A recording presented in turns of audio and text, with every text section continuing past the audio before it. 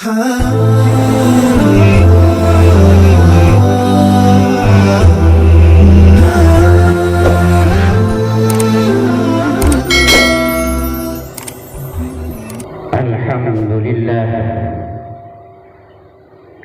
alladzi jama'al khalaiqa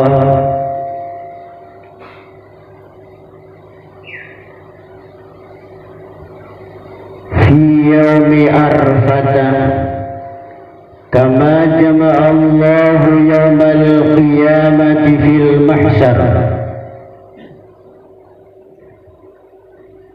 wa yaqifuna kulluhum fi mina wa yunabbuna billahi kaqali labbaik Allahumma laka labbaik أشهد أن لا إله إلا الله وحده لا شريك له الجامع جميع الخلائق كلهم يوم القيامة من المنافقين والمشركين والمتقين وأشهد أن سيدنا مولانا محمد صلى الله عليه وسلم كما قال في حديثه اجعل حساب أمتي بيدي والصلاة والسلام على سيدنا مولانا محمد صلى الله عليه وسلم وعلى آله وأصحابه أجمعين أما بعد فيا أيها الناس اتقوا الله. Saudara hadirin hadirat jamaah salat Idul Adha yang saya hormati, alhamdulillah dengan izin Allah, kehendak Allah, kita berada di masjid ini, rumah Allah, Baitullah. Tidak ada lain hanya untuk kita mendekatkan diri kepada Allah, kita mahabbatkan diri kepada Allah, agar kita ini menimbang, menerima dan menambah kecintaan kita kepada Allah dan kepada kanjeng Nabi Muhammad sallallahu alaihi wasallam. Maka oleh karena itu Allah wajibkan, Allah anjurkan kepada seluruh umat Islam yang ada di Indonesia, khususnya secara umum yang ada di dunia. Maka Allah anjurkan puasa di bulan Dzulhijjah dari tanggal 1 sampai tanggal 10. Itu perintah dan anjuran kanjeng Nabi Muhammad sallallahu alaihi wasallam. Dan lain tujuan Allah la'allakum tattaqun, agar kita itu jadi orang-orang yang takut kepada Allah. Mudah-mudahan kita oleh Allah diberikan dan dititipkan sifat takwanya kepada Allah. Amin ya rabbal hadirin hadirat yang saya hormati. Maka oleh karena itu pada hari raya Idul Adha ini, sebagaimana kita sudah tahu dan paham bahwa peristiwa Nabi Ismail yang disembelih, Nabi Ismail begitu juga pasrah, menyerahkan diri, seolah-olah tidak ada komentar daripada beliau untuk keabahnya dan ke ibunya. Bahkan pernah pesan Nabi Ismail ke ibunya, wahai ayahanda, apabila nanti sampai punah dan saya sudah disembelih, tolong baju saya sampaikan kepada ibu. Dan jangan sekali-kali ayah menceritakan tentang saya disembelih. Allahu Akbar, Allahu Akbar.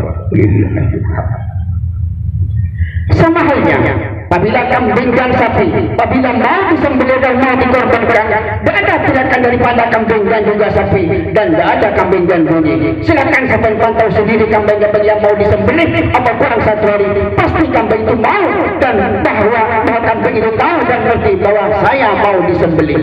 Begitu juga kalau kita dijemput oleh malaikat maut, kita sudah mengeluh, kita tidak harus riba dan pasrah kepada Allah.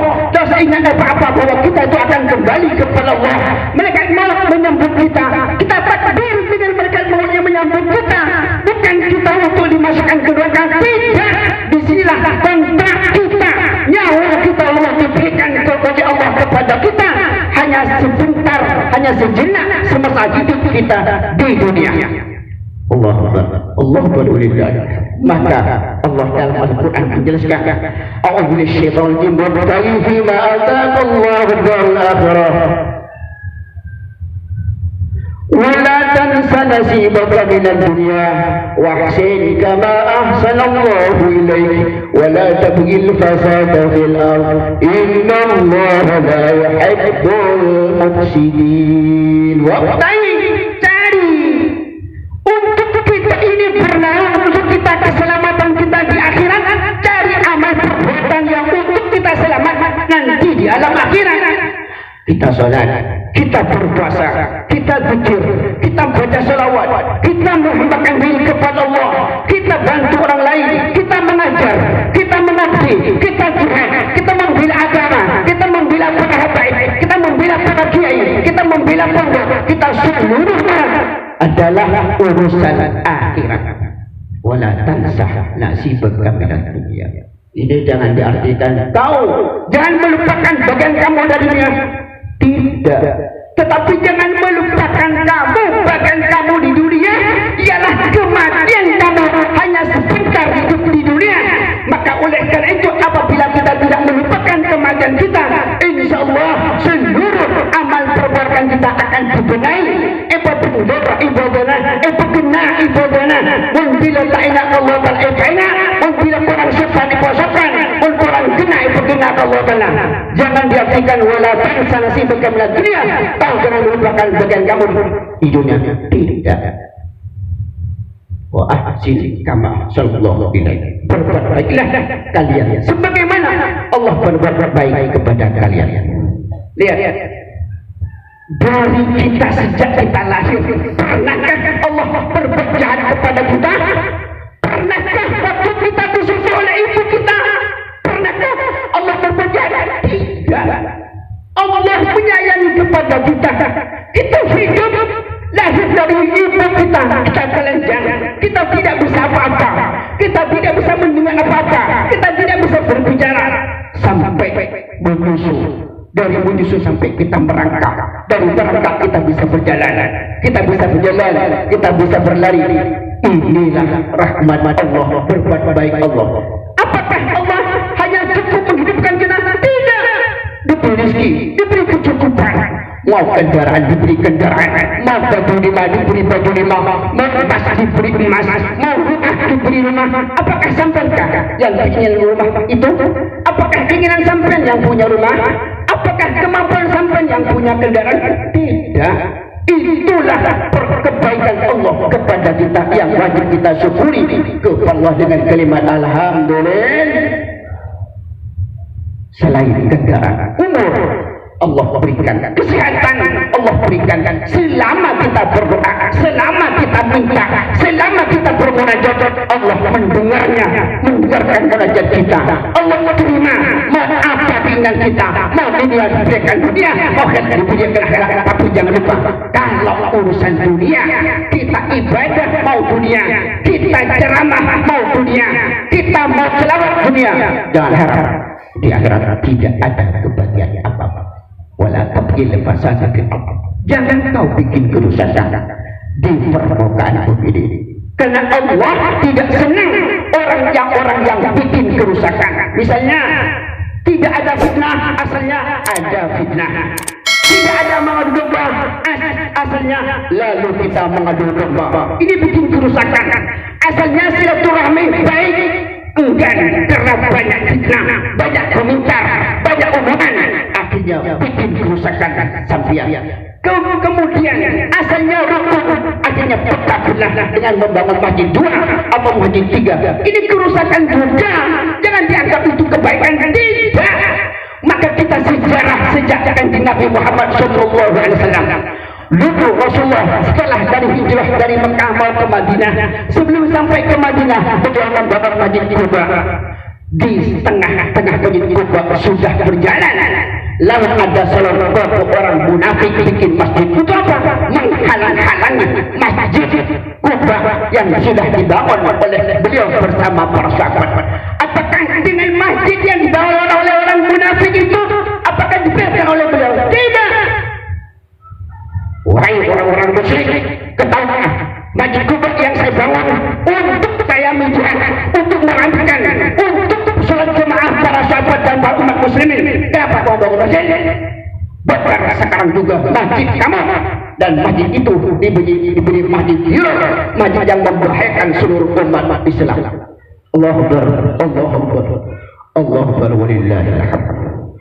Maka oleh karena itu Kanjeng Nabi Muhammad sallallahu alaihi wasallam pada ketika beliau wafat, putranya yang bernama Said Ibrahim, pada ketika itu orang-orang jahiliyah mengatakan apabila orang yang tidak punya anak laki-laki atau anak laki-lakinya wafat, maka dinamakan abtar. Beliau pada ketika Said Ibrahim wafat, maka seluruh orang jahiliyah mengatakan Muhammad abtar. Sosok Kanjeng Nabi sontak ini berita ketiga sontak Gusti Kanjeng Nabi Muhammad sallallahu alaihi wasallam untuk memberikan kesenangan kepada beliau. Turunlah ayat inna a'tainakal kautsar fasholli li rabbika wanhar inna syani'aka huwal abtar. Muhammad, kau dosa susah, aku berikan kamu Muhammad telaga kautsar. Di sini telaga kautsar, nahrun fil jannah, sungai yang ada di surga. Sungai ini ma'un abyadu minal laban wa ahla minal asal. Sungai yang disebut kautsar ini manis lebih daripada madu, lebih putih daripada air susu. Fasalli sallallahu Muhammad lirabbika, karena Tuhanmu, wanhar, sembelilah korban itu.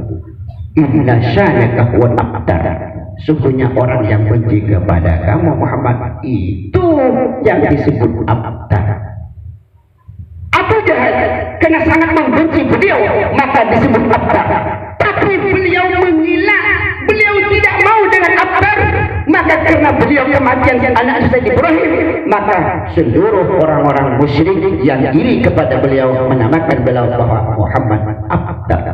Muhammad, tidak mungkin Muhammad kau mempunyai telaga kautsar, kau menguasai hari kiamat, yang mempunyai nanti di padang Ramasa, dan mempunyai syafatul iman, tak mungkin kamu disebut abtar. Maka oleh karena itu Kanjeng Nabi Muhammad sallallahu alaihi wasallam setelah ayat itu turun maka merasa senang dan merasa bahagia. Maka oleh karena itu umat Islam yang ada di Indonesia yang di hari Idul Adha membagikan korban atau diberikan keluasan oleh Allah sehingga dia bisa berkorban pada setahun seumur hidupnya sekali iya, 2 kali seumur hidupnya iya, atau setahun seumur hidupnya iya. Disitulah Allah memberikan kita nanti pahala yang besar di hadapan Allah. Kenapa? Karena Rasulullah pernah menjelaskan yuhsarul mu'minuna yawmal qiyamati binajatihim. Nanti orang ini apa dikumpulkan oleh hari kiamat dengan kendaraan. Kita mempunyai kendaraan bisa korban sapi, maka 7 orang keluarga kita ikut kendaraan tersebut. Tidak mampu kita kambing hanya seorang, hanya 1 orang, nanti ikut kendaraan yang di sana. Apabila tidak mampu kambing dan sapi, maka amal perbuatan kita lah dijadikan kendaraan. Kendaraan adalah sepantasnya adalah kebiasaan seluruh umat Islam yang ada di dunia. Masa kita bayi kendaraan kita ibu kita, masa kita disyukur kendaraan kita ibu kita, masa kita dewasa kendaraan kita ayah kita, setelah kita dewasa kendaraan kita sandal, lalu kendaraan mobil, lalu kendaraan sepeda. Setelah kita masuk ke liang kubur pasti dibagikan kita diberikan kendaraan oleh Allah. Maka pernah Nabi Daud alaihissalam pernah tanya, ya Allah, ma saruman berhami umat Nabi Muhammadin sallallahu alaihi wasallam. Ya Allah, apa pahala orang yang korban daripada umat Kanjeng Nabi Muhammad sallallahu alaihi wasallam? Allah telah jawab, fa inna Allah ja'ala fi kulli sya'ratin jariyatan min hurul 'aini wa qasrun fil jannati